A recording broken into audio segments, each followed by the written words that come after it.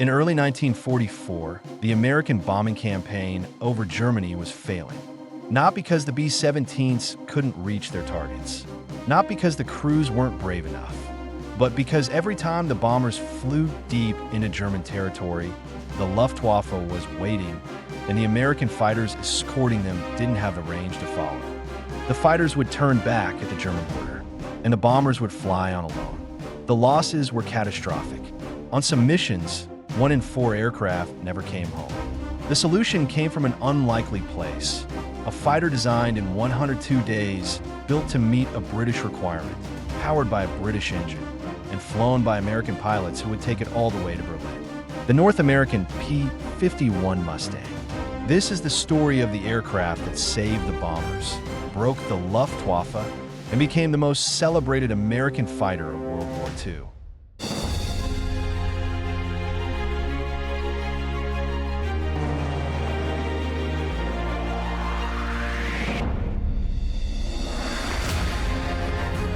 Another world, sky.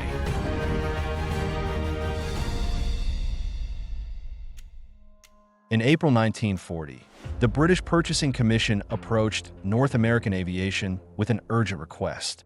Britain needed fighters. The war in Europe was going badly. The Royal Air Force needed more aircraft than British factories could produce, and they needed them fast. North American's president, James Kindleberger, made a bold offer.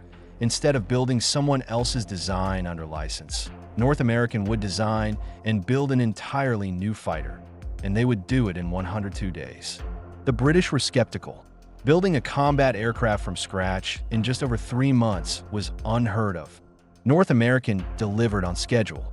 The prototype NA-73X rolled out on September 9, 1940, exactly 102 days after the contract was signed. It was, by any measure, an extraordinary achievement. The early Mustang was a good aircraft, fast at low altitude, maneuverable, with an innovative laminar flow wing design that reduced drag and gave it exceptional range for a single-engine fighter. But it had a problem. The engine, an Allison V1710, lost power rapidly at high altitude. Above 15,000 feet, the Mustang struggled, and the air war over Europe was being fought above 20,000 feet. The aircraft that would change the war needed a better engine. In 1942, a British test pilot named Ronald Harker flew a Mustang and had an idea. What if you replaced the Allison with a Rolls-Royce Merlin? The same engine that powered the Spitfire and the Hurricane, the engines that had won the Battle of Britain? The result was transformational. With the Merlin engine, built under license by Packard in the United States, the Mustang became one of the fastest, highest-flying, longest-ranging fighters in the world. The aircraft that had been adequate became exceptional. The aircraft that couldn't fight above 15,000 feet could now operate at 41,900 feet, and it could fly from England to Berlin and back. That changed everything. Flying the P-51 Mustang was, by the accounts of the men who did it, one of the finest experiences available to a human being in the 1940s. The aircraft was responsive in a way that heavier fighters were not. It communicated through the controls. Pilots described feeling what the aircraft was doing, sensing the edge of its performance envelope before reaching it. Veterans called it honest. It did what you asked, and it told you when you were pushing too hard. But the missions it flew were anything but honest in their demands. Escort missions to Germany lasted 6, 7, sometimes 8 hours. A pilot sat in a cockpit barely wide enough to accommodate his shoulders, in temperatures that dropped to 30 below zero, breathing through an oxygen mask, scanning the sky constantly for the glint of metal that meant a German fighter was diving. The P-51 pilots flew ahead of the bombers, flew beside them, and flew above them, covering every angle of approach, intercepting the Luftwaffe before they could press their attacks home. Among those pilots were the Tuskegee Airmen, the 332nd Fighter Group, a unit of African-American pilots who had fought against segregation to earn the right to fly in combat. Flying P-51s with distinctive red tails, the 332nd escorted bombers on some of the most dangerous missions of the war. In more than 200 escort missions, they never lost a bomber to enemy fighters. Not one.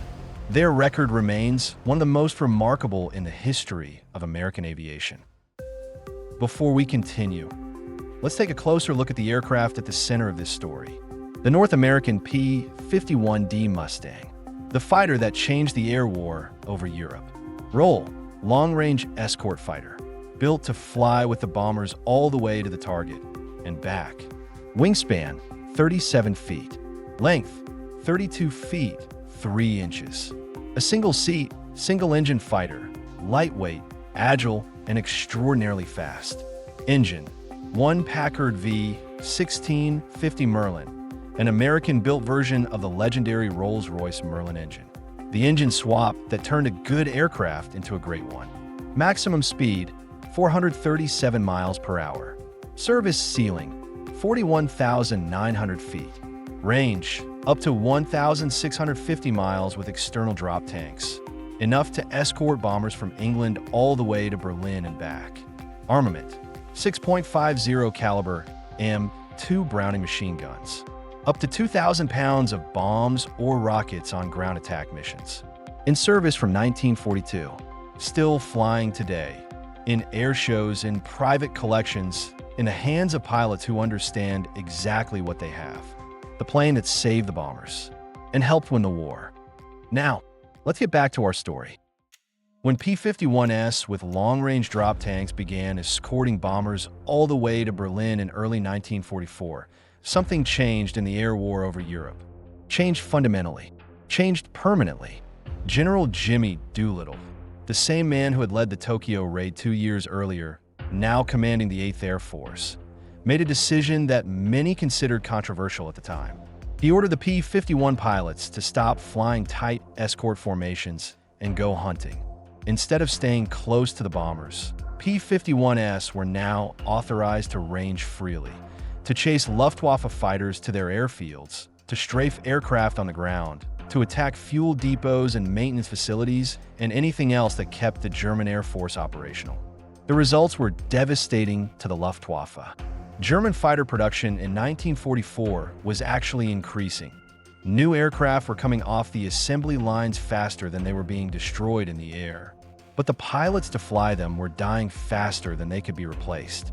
Every time a Luftwaffe pilot climbed to intercept a bomber formation and found P-51s waiting at altitude, the odds were against him.